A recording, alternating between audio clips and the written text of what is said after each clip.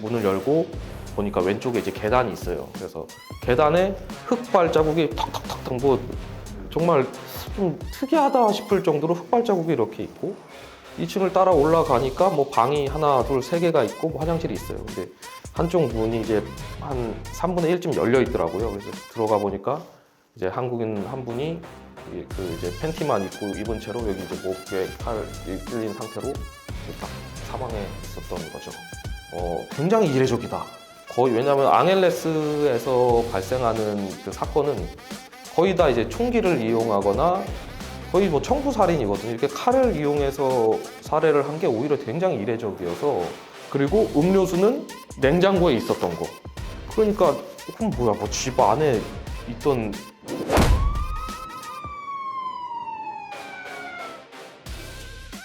개인적으로 제가 진짜 2년 동안 제일 아쉬운 사건. 왜냐하면 이제 그간 이렇게 해서 막 종결이 됐던 깔끔하게 이제 끝이 났던 사건들이 많은데 아쉬움이 한 100스푼 묻어있는 사건입니다. 그래서 2016년 12월로 제가 기억을 해요. 이제 그 당시에 제가 이제 2017년도 2월 달에 한국으로 복귀를 했으니까 복귀하기 한 두 달 전인데 그때 또 유난히 또 사건이 많았어요. 그때 뭐 좀 한국인 3명 총 맞아 죽고 필리핀 경찰이 또 한국인 납치해서 경찰 청사에서 그 목 졸라 사망케 한 사건도 있었고 이제 그런 사건을 하고 있는 와중에 또 어느 갑자기 한 빌리지에서 목에 칼을 맞고 사망했다라는 이제 신고를 접하게 됐죠. 그래서 처음에 그 신고를 접하고 진짜 그 당시 너무 뭐 심적으로도 그 육체적으로도 힘든 상황이었는데 당시에 이제 그 빌리지로 갔어요. 그 주요 그 한인타운이나 이런 주요 지점에서 조금 이제 한 20분 30분 떨어진 곳인데 제가 신고를 받고 갔는데 현지 경찰이 아직 이제 도착을 안 한 상태였어요. 이제 집에 이제 살짝 겉에만 보고 그러는데 이제 현지 경찰이 오기를 기다렸죠. 이제 감식이 들어와야 이제 그때 같이 들어가니까. 그래서 좀 기다리니까 이제 오더라고요. 와가지고 그 감식이랑 같이 이제 들어갔죠. 이제 따라서 문을 열고 보니까 왼쪽에 이제 계단이 있어요. 그래서 계단에 흙발 자국이 탁탁탁탁 뭐 정말 좀 특이하다 싶을 정도로 흙발 자국이 이렇게 있고 2층을 따라 올라가니까 뭐 방이 하나, 둘, 세 개가 있고 뭐 화장실이 있어요. 근데 한쪽 문이 이제 한 3분의 1쯤 열려 있더라고요. 그래서 들어가 보니까 이제 한국인 한 분이 그 이제 팬티만 입고 입은 채로 여기 이제 목에 칼 찔린 상태로 딱 사망해 있었던 거죠. 굉장히 이례적이다.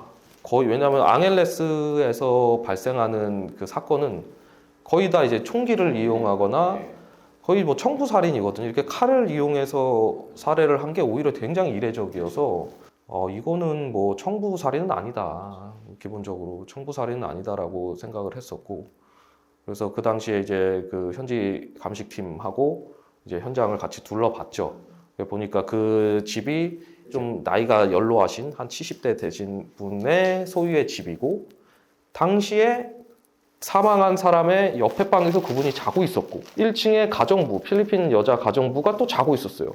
그래서 야 이거 밤새 이런 일이 났는데 물론 신고자는 이제 저 가정부랑 그 집주인이 이 사망에 대해서 신고를 했고 근데 그런 상황에서 그 피살당한 그 침대 위에 가 보니 이제 이만한 한 20cm 정도 됐을까요? 칼 하나가 있고 이제 팬티 바람에 이제 위에 아무것도 안 입고 일단 목 주변을 굉장히 많이 노려서 했더라고요. 그래서 일단은 그 현장 감식 전에 그 시신을 옮겨서 이제 부검한 결과를 이제 나중에 들은 걸 미리 말씀드리면 이제 목 주변에 뭐 수차례 이 칼로 찌른 그런 두 개의 칼로 찌른 두 개의 칼이 있고 그 다음에 방어원이라고 그러죠. 그러니까 뭔가 이제 그 다툼의 여지가 있었던. 처음에 봤을 때 목 주변을 많이 노린 거는 아마도 좀 명식범 뭐 원한이 있지 않을까. 그래서 만약에 그 강도가 들어왔으면 뭐 이렇게까지 하지 않았을 것 같다. 라는 생각이 일단 들었고 근데 가장 먼저 의심이 된 거는 사실 집주인하고 가정부 가정부가 가장 먼저 의심이 됐었고, 일단은 그때부터는 뭐 살인 사건이 나면은 모든 사람이 의심이죠. 모든 사람. 그때부터는 뭐 누가 신고를 했고, 일단은 제로 베이스니까 신고한 사람이 할 수도 있고, 본인이 숨기기 위해 했을 수도 있고, 누군가를 숨겨주기 위해서 했을 수도 있고. 그러니까 뭐 일반 분들이 생각하셨을 때는 이거 이 사람 의심스러운 거 아니야? 라고, 물론 그 정도의 차이는 있는데, 그때부터는 내 친구도 내 동료도 이제 그때부터는 무조건 다 의심스러운, 다 의심의 눈으로 봐야 되고, 그래야 이제 안 보이는 것들도 보이고 또 생각의 틀도 넓어질 수가 있어서 그런 이제 모든 상황을 의심해야 되는 상황이었죠. 그래서 딱 봤을 때 가장 먼저 우리가 보는 게 이제 CCTV거든요. CCTV. 근데 CCTV가 그 빌리지에도 뭐 비추는 게 없고 하나도 없었어요. CCTV가 없다 보니까 이게 과연 내부자가 도와준 소행이냐. 근데 그 다툼이 있었는데 아무도 밤에 들은 사람이 없느냐. 뭐 여러 가지 이제 고민을 많이 하다가 이제 면담을 했죠. 근데 처음에 그 한국인 집주인하고 면담을 해서, 왜냐하면 이 사람이 누군지를 알아야 이제 관련자들이 나올 수가 있으니까. 그 생활 도박하는 사람이었다는 거예요. 카지노가 이제 필리핀에 많다 보니까 한국 사람들 카지노 하러 굉장히 많이 오시거든요. 근데 이제 다들 좀 이제 한번 놀고 가시고 하는데, 카지노가 그 굉장히 읽기 쉬운 구조가, 이게 사람이 따면은 계속 딸 것 같아서 계속 하다가 사실 읽고 그러거든요. 근데 개 중에 굉장한 자제력을 발휘하시는 분이 있어요. 하루에 난 딱 얼마만 벌겠다. 그래서 하루에 얼마씩 벌면 월 얼마가 되니까, 이 정도면 내가 이거를 업으로 삼을 만큼 해서 딱 이렇게 생활을 할 수 있겠다. 이제 그거를 이제 보통 저희가 뭐 생활 도박 한다고 하는데, 이제 그런 분에 가까웠어요. 본인이 그런 게임에 대한 자신감이 있었는지. 그래서 그런 거를 하면서 계속 필리핀을 왔다 갔다 했었고, 좀 머물 집이 필요했고, 그러다가 어떻게 해서 그 집주인하고 알게 돼서 그 2층 집에, 그래서 방을 하나 렌트를 준 개념이고, 뭐 딱히 이렇게 친하다 이런 거는 아니었어요. 그래서 일단은 뭐 오케이, 뭐 그 사람은 뭐 거기 사는 교민은 아니고 뭐 잠깐 뭐 몇 달씩 왔다가 가고 이런 사람이다. 그러니 이제 필리핀 현지에서 아는 사람은 거의 잘 없었고요. 근데 이제 저희는 궁금했죠. 바로 그 사망한 사람의 바로 옆방에서 그 집주인이 주무시고 계셨고, 그럼 저녁에 그 아무 소리도 못 들었냐? 그러니까, 자기는 뭐 TV를 틀어놔서 뭐 전혀 들은 바가 없다. 뭐 없다는 거예요. 근데 딱 봤는데 뭐 집주인이 굉장히 왜소했어요. 뭐 한 키도 한 160, 뭐 한 160 정도 막 그 정도, 굉장히 작고 마르시고, 예, 병환이 있으셔서 막 그 거동도, 방언이 있으면 서로 다퉜다는 얘기인데, 이건 제가 봤을 때는 이 매치가 안 되는, 약간, 그래서 뭐지?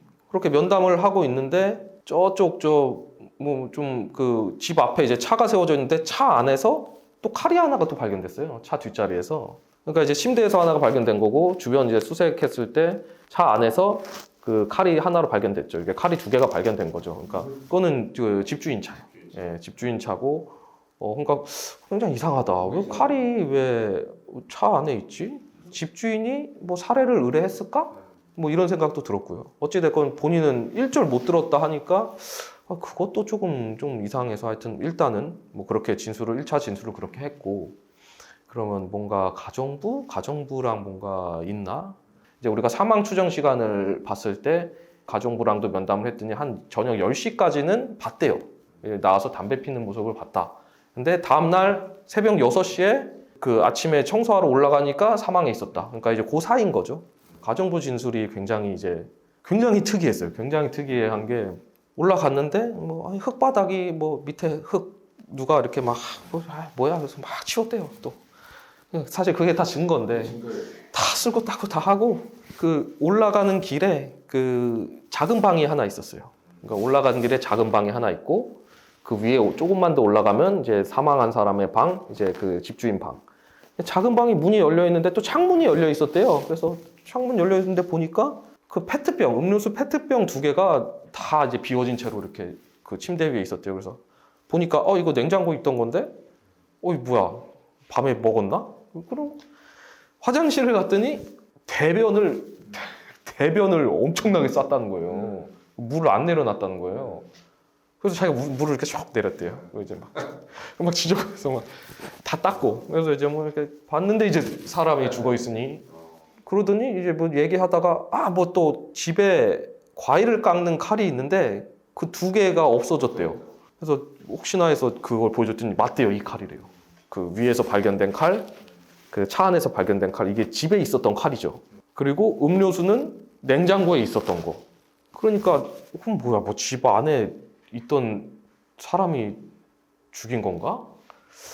근데 이 가정부가 그랬을 것 같지는 않고, 왜냐면 그 남자가 그 이제 사망하신 분이 그래도 덩치가 어느 정도 있는 분이시고, 그리고 집주인은 뭐 바로 제압당하실 그럴 분위기고, 그러면은 가장 먼저 이제 떠올렸던 거는, 그러면 이 둘 간의 뭔가 원한 또는 어떤 관계로 인해서 이 둘이 누군가의 침입을 도와줬나?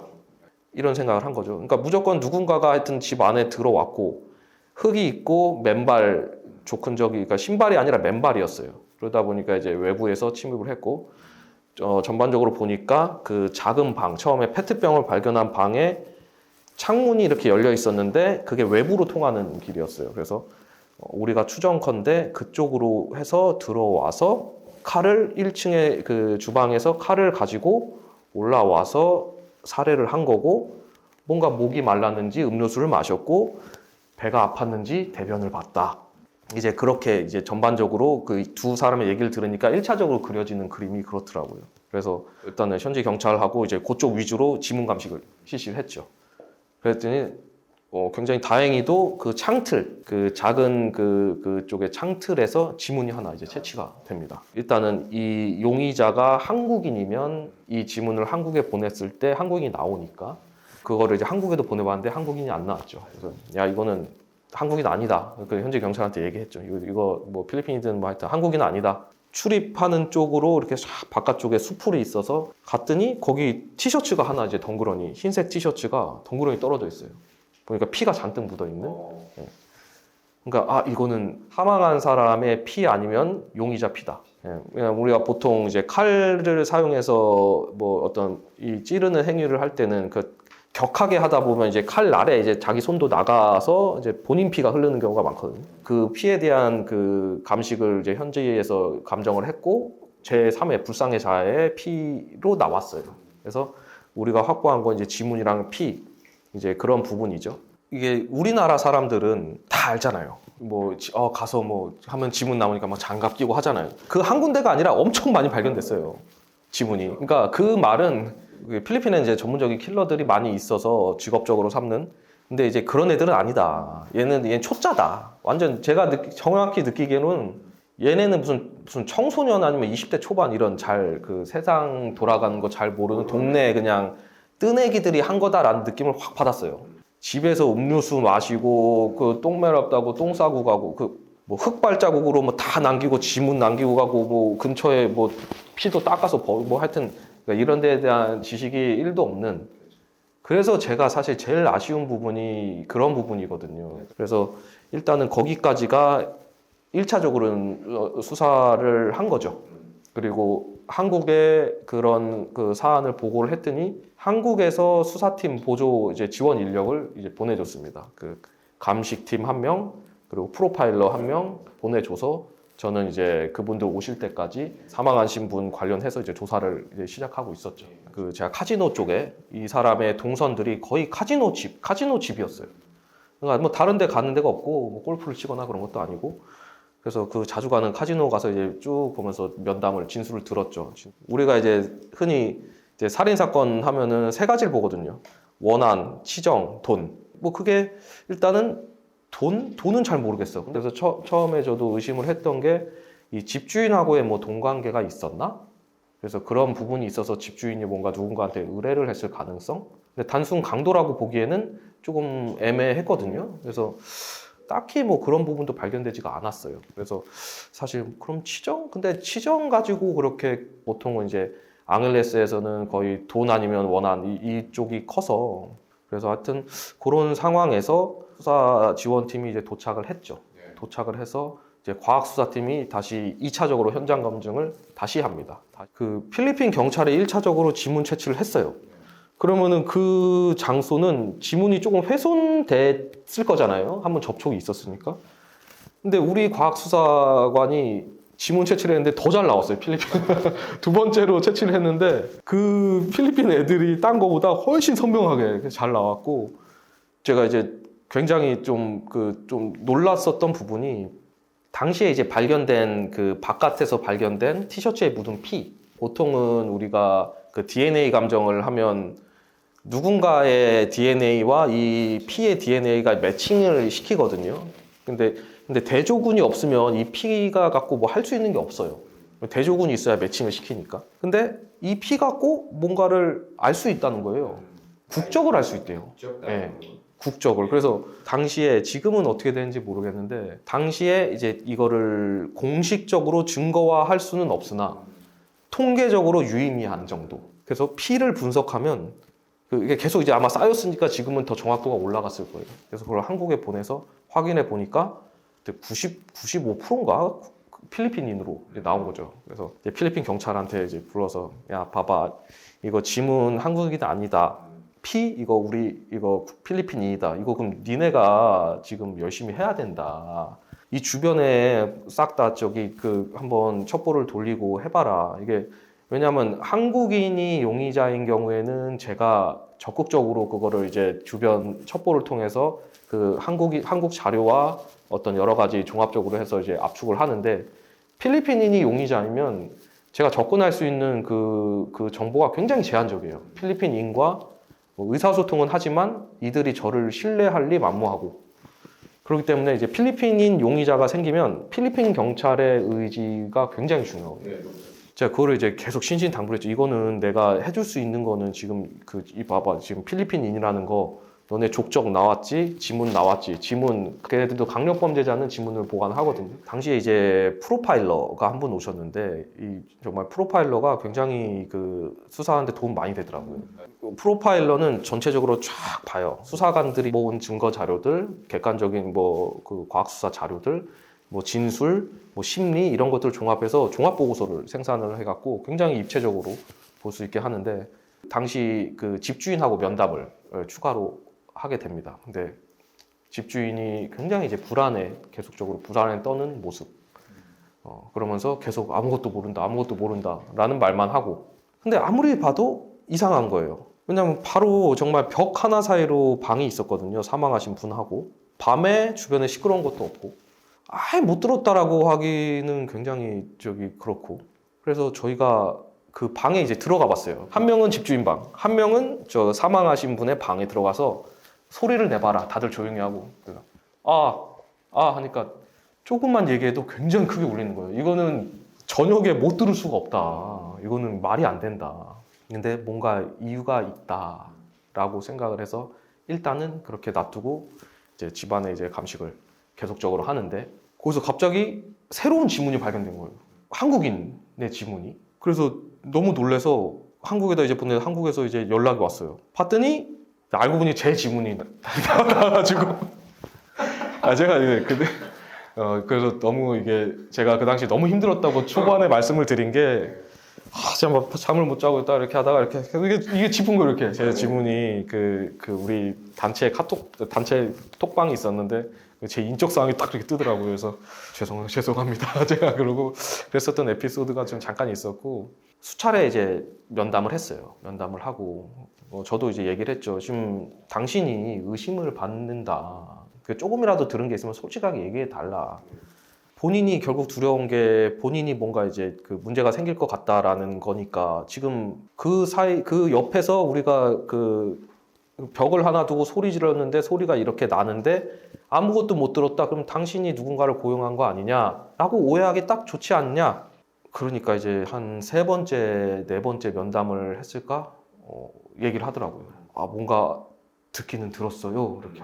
그래서 그 당시에 하고 쿵 이런 소리를 들었다는 거죠. 그리고 이제 누군가가 자기 방 문을 덜그럭덜그럭 하는 소리까지 듣고 밖에 나가서 차 문을 열었다 닫는 소리. 그러니까 사실상 다 들은 거죠. 근데 본인은 그렇게 생각했대요. 저 사람이 뭔가 카지노에서 돈을 많이 잃어서 막 이래 혼자서 막 그랬나? 그리고 나한테 갑자기 저녁에 뭔가 얘기를 하고 싶어서 내 방문을 열어봤나? 본인이 이제 항상 문을 잠그고 잔대요. 그리고 차는 차를 이제 가끔씩 같이 썼대요. 사실 일부러 뭔 일이 있다고는 생각은 했다는 거예요. 그냥 막 쿵 소리 나고 막 부당탕탕 소리가 나니 아침에 그 칼이 차에서 발견된 거를 봤을 때 이거는 내가 얘기하면 안 되겠다는 생각이 확 들었다는 거예요. 그러니까 필리핀에서 약간 그 칼, 피 묻은 칼 같은 거를 이렇게 놓으면 약간 경고의 의미 뭐 이런 걸로 받아들일 수가 있어서 이거는 또 보복 문화가 워낙 심하고 그러다 보니까 이거 내가 잘못 이 얘기했다가 이거 자기도 큰일 날 수 있다 그래서 이제 함구를 했다는 거죠. 실제로 보복도 많이 일어나고요. 얘기를 들어보니 뭐 사실상 아는 건 많이 없었어요. 그러던 와중에 이 피해자가 그 마침 또 제일 친한 친구하고 연락이 됐어요. 연락이 돼서 그 친한 친구한테 얘기를 들어보니 또 여자친구가 있었다는 거예요. 필리핀 여자친구가 있었는데 전에는 몇 달씩 떨어져 있다가 이제 들어오면 만나고 이렇게 했었는데 의심이 된다. 뭐가 의심이 되냐? 그러니까 둘 사이에 뭐가 있었냐라고 하니까 그날 여자친구를 만나러 간다라고 했다는 거예요. 그 사망한 날. 그래서 여자친구가 임신을 했었는데 낙태를 권유를 해서 낙태를 했다. 일단 거기까지 정보를 했을 때 머릿속에 이제 탁 스치고 지나가는 거죠. 이게 당시 이제 낙태를 바라보는 시선이 뭐 한국도 당연히 뭐 불법이긴 하지만 시각 자체가 완전히 다르거든요. 필리핀은. 카톨릭 국가기도 하고 뭐 카톨릭 국가라서만은 그런 건 아니지만 그냥 아이가 생기면 그냥 미혼모로 나서 키우는 문화고 그게 전혀 이상하게 보이지도 않고 오히려 저는 낙태를 했다는 여성을 본 적이 없어요.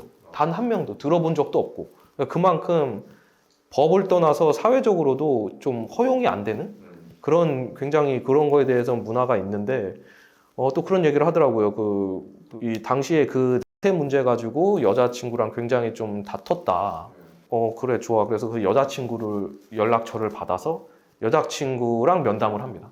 네, 면담을 해서 저희가 이제 당시 한인회로 그 필리핀 여자친구 불러서 이제 면담을 했어요. 그래서 굉장히 뭐 울고 뭐 그러더라고요. 그래서 진술을 들어보니 이제 그날 저녁에 만나기로 한 건 맞다. 근데 갑자기 연락이 끊겨서 못 만났다.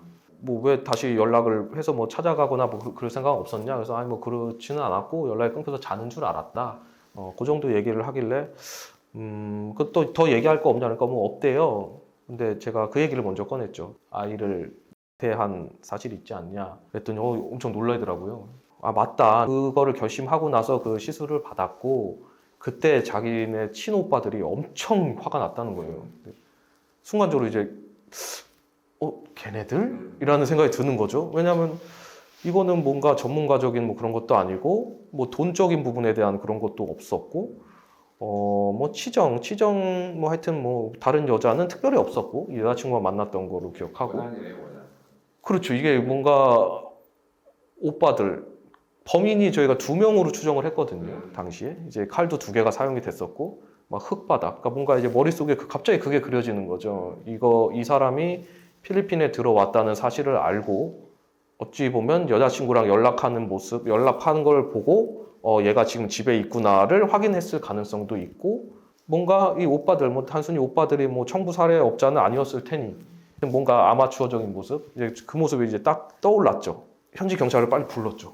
야, 얘네 오빠들 중심으로 이 중심으로 파봐야 된다. 걔네 DNA 해갖고 이렇게 매치해서 끝나면 되지 않냐. 그래서 그렇게까지 제가 이제 하고 왔죠. 근데 이제 그러다가 저는 또 그 납치 살인 사건이 또 다른 게 있었어 가지고 예, 그게 이제 워낙 이슈가 크다 보니까 제가 한 만큼은 제가 했다고 느꼈고 이거는 너네가 진짜 이 정도 했으면 너네 좀 찾아봐줘 그렇게 하다가 이렇게 진행하다가 제가 이제 귀국을 하게 된 거예요. 그래서 귀국하고 났는데 지금까지 소식이 없는 거죠. 지금 10년이 지났는데 그러니까 저는 개인적으로 이게 너무 아쉬운 게 근데 이제 다음 그 코리안 데스크한테 사실 이 부분에 대해서 인계를 했죠. 제가 그분도 이제 진행을 했는데 오빠들에 대해서 불러가지고 뭐 이렇게 해서 DNA 감정을 했는데 오빠들이 안 나왔대요. 근데 그게 제대로 된 건지는 모르겠으나 그러니까 저는 그 여자친구의 주변인이라고 아직까지도 생각을 해요. 그 주변인이라고 생각을 하고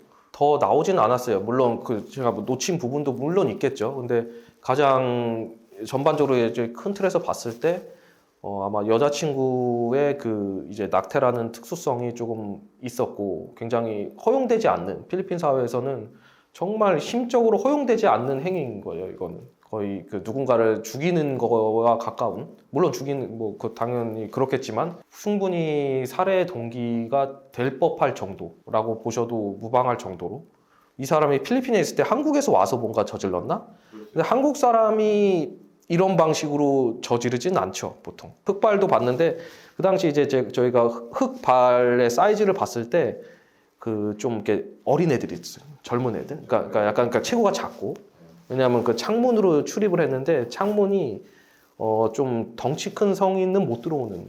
그래서 제가 봤을 때 뭐 그 여자친구가 그 당시 제가 알기로 나이가 뭐 20대 초반에 불과했고, 오빠들도 많아봤자 24, 5일 거고. 저는 그래서 이 사건이 너무 개인적으로는 만약에 저한테 한 6개월의 시간만 그때 주어졌으면 그래도 돌아가신 분의 뭐 억울함은 조금 더 풀어드리지 않았을까라는 생각이 들어서 저는 굉장히 아쉽다는 생각으로 좀 이 사건을 좀 소개를 하고 싶었습니다.